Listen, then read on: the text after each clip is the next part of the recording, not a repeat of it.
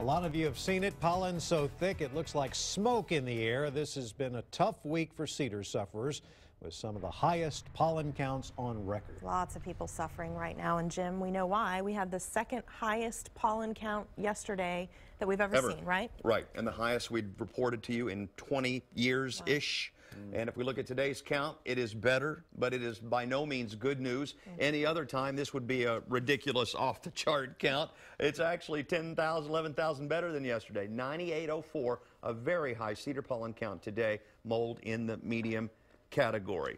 We have seen worse, though, in Central Texas. Meteorologist Natalie Stoll takes a look back now at what was once an historic day.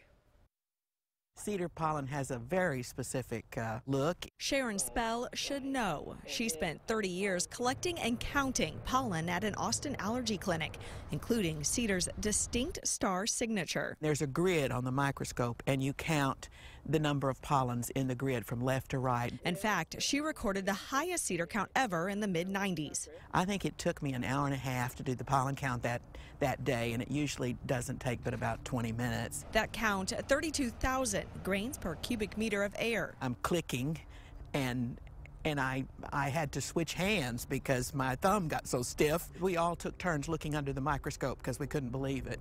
And years later, another impressive cedar year.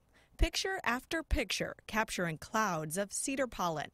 Wednesday produced the second highest count on record, 21,000. And I could tell that you can drive around Cedar Park here and the trees are just packed with pollen. After years of drought, our wet fall has helped cedar explode this year. The trees are overcompensating. This year, the cedar pollen is so thick, it's turning these normally green trees gold. If you have a good freeze, and then the weather gets cool, dry, and windy, you're going to have a good cedar pollen.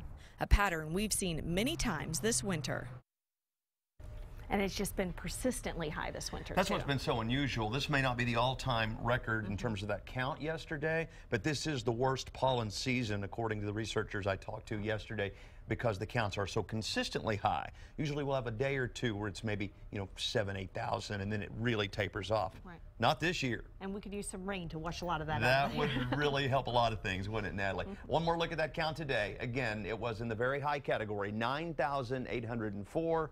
But yesterday's was over 20,000, so we are headed the right direction. And I think I can say with great confidence, the worst is behind us. But it would be hard to get as bad as it was yesterday again.